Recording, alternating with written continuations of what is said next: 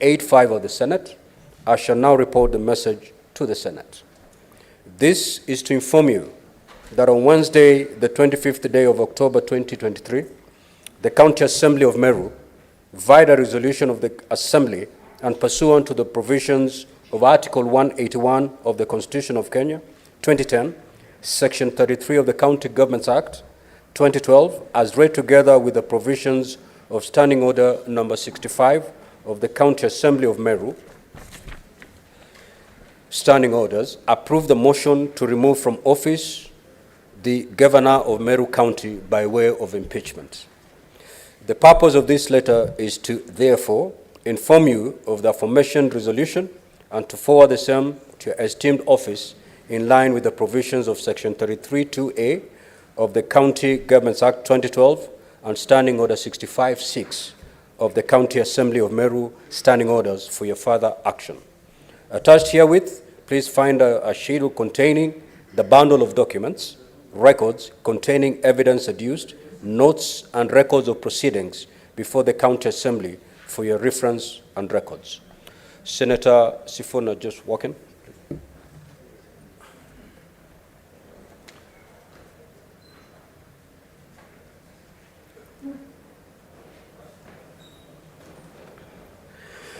Now, Honorable Senators, as stated in the letter from the Speaker of the County Assembly of Meru, the following documents were forwarded to the Senate, being the record of the proceedings of the County Assembly and the evidence adduced in support of the impeachment motion. 1. Copy of approved notice of motion for the proposed removal from office of the Governor dated 16th of October 2023. 2. Order papers for the County Assembly sittings held on Tuesday 17th October, morning sitting, and Wednesday 25th October 2023, morning sitting. 3. Certified Hansard reports of the Assembly sittings held on Tuesday 17th of October 2023, morning sitting, and Wednesday 25th October 2023, morning sitting. 4. Certified Hansard reports of the Assembly sittings held on Wednesday 18th of October 2023, afternoon sitting, and Wednesday 14th June 2023, afternoon sitting. 5. Copy of certified signatures of County Assembly members in support of the impeachment motion for the removal from office of the Governor of Meru County, dated 25th of October 2023. Certified copy of a roll call vote of Wednesday 25th of October 2023 on the motion for the impeachment of the Governor of Meru County. Copies of the County Assembly reports referred to during the debate on the motion for removal of the Governor of Meru County. To wit, A, report of the Select Committee on the County Budget and Appropriations on the budget estimates of the County Government of Meru for the financial year 2023-2024, dated 13th June 2023. B, report of the Sectoral Committee on Justice, Legal Affairs and Cohesion on the compliant by His Excellency, the Deputy Governor, Meru County, to the County Assembly against his alleged exclusion from the County Executive Committee meetings and non-facilitation of his office, dated 17th of October 2023.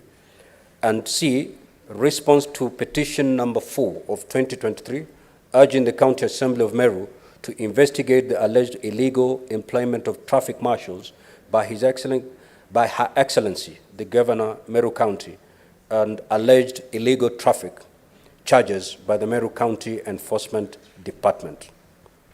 Copy of a letter reference number DOM/1 2023, dated 24th of October 2023, by Mrs. Dunstan Omari and Associates Advocates, addressed to the Speaker of the County Assembly of Meru. 9. Copies of newspaper advertisement appearing on the Standard and Daily Nation of Wednesday 18th of October 2023, and copies of invoices for radio advertisement in Muya FM, calling for submission of memoranda on the notice of motion for the proposed removal from office of the Governor of Meru County. 10. A HP flash disk 2 GB containing video annexures evidencing the particulars alleged in the motion, as well as a voice advertisement on the public participation on the motion run on Meru FM and approved notice of motion and exhibits. 11. Copy of public participation report dated 25th of October 2023, laid on the table of the Assembly on Wednesday, 25th October 2023.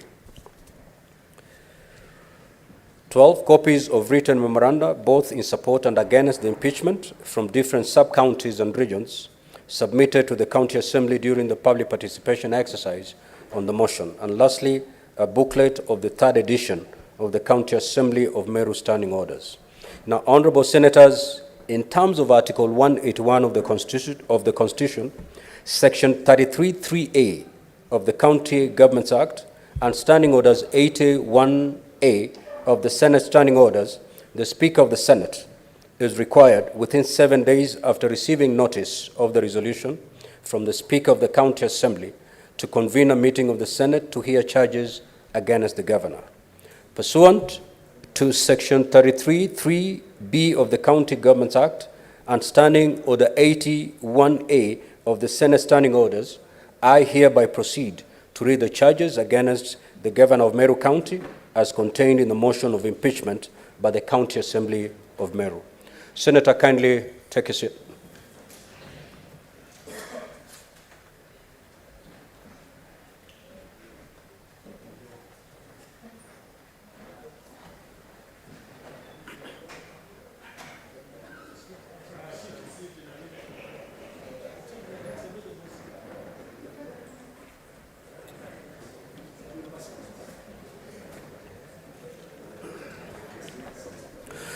Charge number 1, misappropriation and misuse of county resources.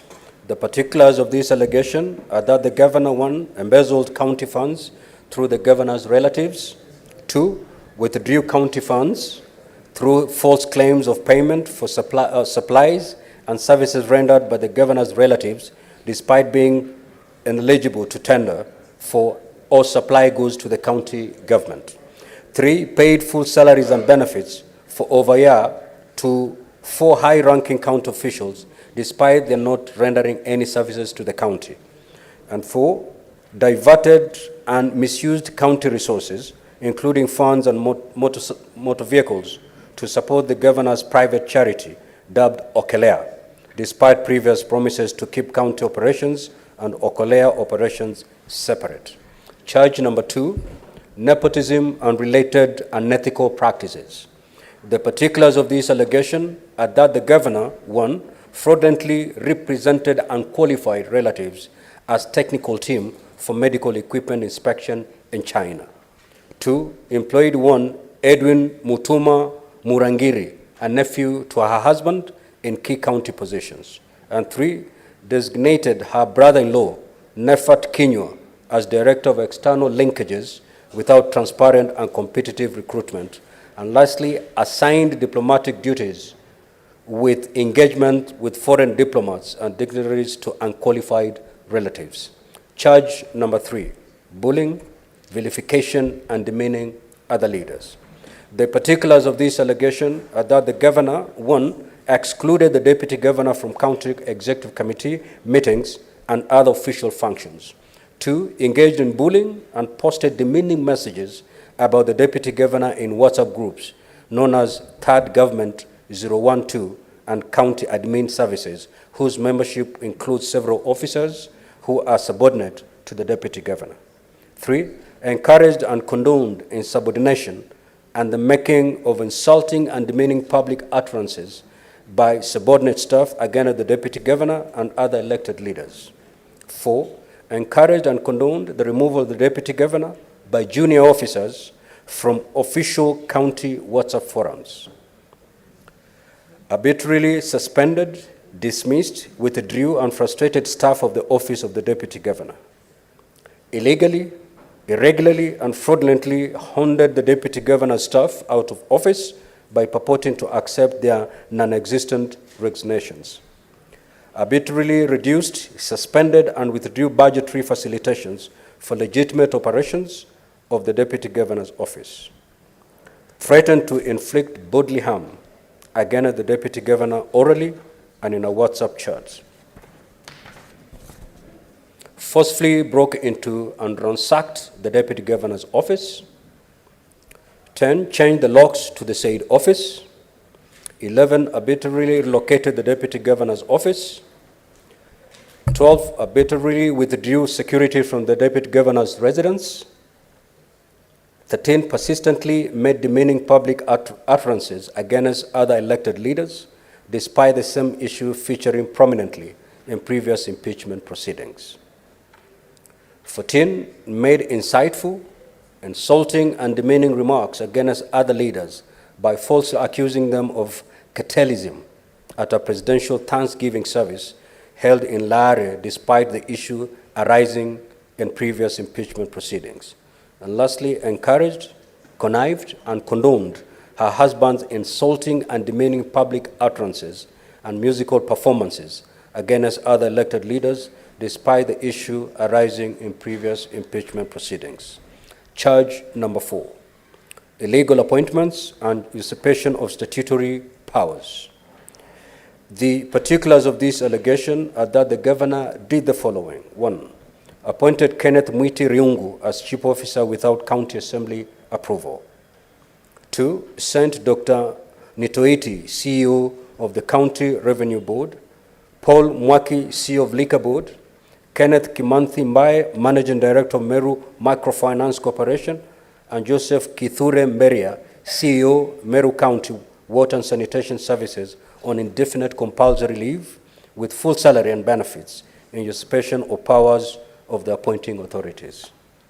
3, deployed other persons to perform the functions of those sent on compulsory leave in breach of a court order. 4, appointed unqualified persons as acting chief officers without the requisite competitive recruitment and recommendation from the County Public Service Board. 5, recruited traffic marshals without involving the County Public Service Board, disregarding the criteria for establishing county officers.